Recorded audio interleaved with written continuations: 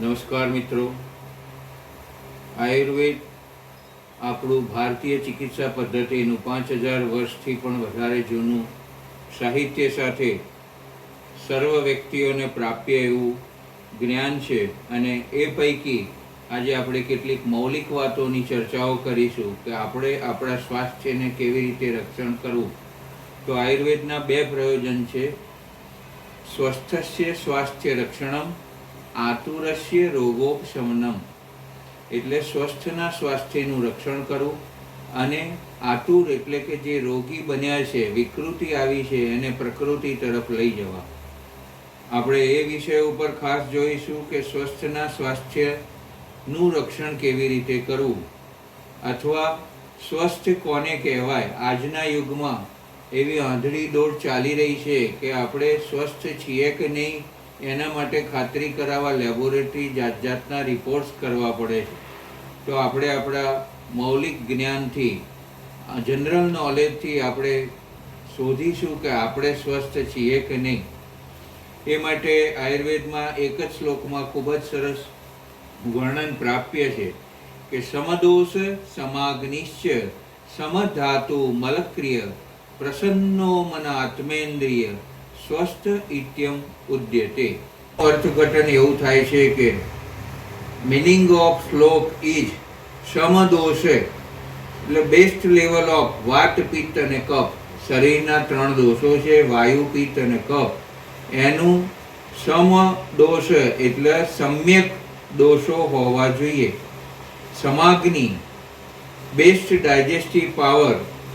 આમાં પ્રથમ જઠરાગ્નિ, 5 મહાભૂતાગ્નિ અને 7 ધાત્વાગ્નિ, 13 પ્રકારના અગ્નિઓ એટલે ડાયજેસ્ટિવ પાવર્સ. ઓલ એલિમેન્ટ્સ, બધા જ પ્રકારના પાચક સ્ત્રોતોનો સમાવેશ થાય છે. અને સમધાતુ, 7 ધાતુઓ, રસ, રક્ત, માંસ, મેદ, અસ્થિ, મજ્જા અને શુક્ર.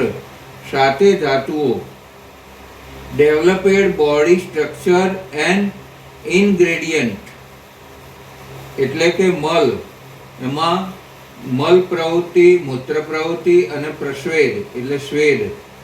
Better excite of body waste materials, એ સરસ રીતે ક્રિયા થતી હોવી જોઈએ.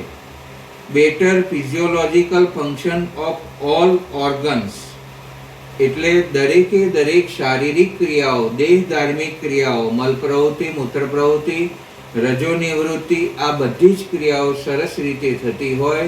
ઉનાળામાં સરસ પરસેવો બહાર આવતો હોય અને દોષ ધાતુ મલ સમ પ્રમાણમાં હોય એને સ્વસ્થ કહી શકીએ છીએ. એ ઉપરાંત આ થઈ શારીરિક વાત. હવે મનની વાત જોઈએ તો પ્રસન્ન આત્મા, આપણો આત્મા, ઇન્દ્રિય એટલે 10 ઇન્દ્રિયો અને ઉભયેન્દ્રિય એટલે મન. તો પ્રફુલ્લિત મનવાળો વ્યક્તિ ખૂબ જ જોમ, જુસ્સા અને ઉત્સાહથી પોતાના દિવસભરના કર્તવ્યો સરસ રીતે કરી શકે. Happiness of soul, sense organs and mind સ્વસ્થ ઇત્યમ ઉદ્યતે. આવી વ્યક્તિને સ્વસ્થ કહી શકાય, આને હેલ્ધી કહી શકાય છે. જો આપણે આવી રીતે કામ કરી શકતા નથી, કોઈ ઉશ્કેરાટ, આવેગ, મદ, મત્સર, મમતા, આ બધી વસ્તુઓમાં અથવા ઈર્ષાઓમાં આપણે આવી જઈએ છીએ તો આપણે સ્વસ્થ નથી. માટે આ બધી વસ્તુઓથી રહિત થઈને, શારીરિક અને માનસિક દોષોથી નિવૃત્ત થઈને પ્રકૃત જીવન જો જીવતા હોઈએ તો આપણે સ્વસ્થ છીએ. નહીં તો આપણે ચિકિત્સાને પાત્ર છીએ.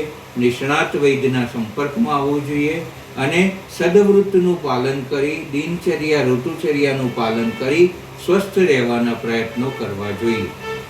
આ મુજબના ક્રમશઃ ટોપિક આપને મળતા રહેશે. કેવી રીતે તમારા સ્વાસ્થ્યનું રક્ષણ કરવું એ તમારા હાથમાં છે.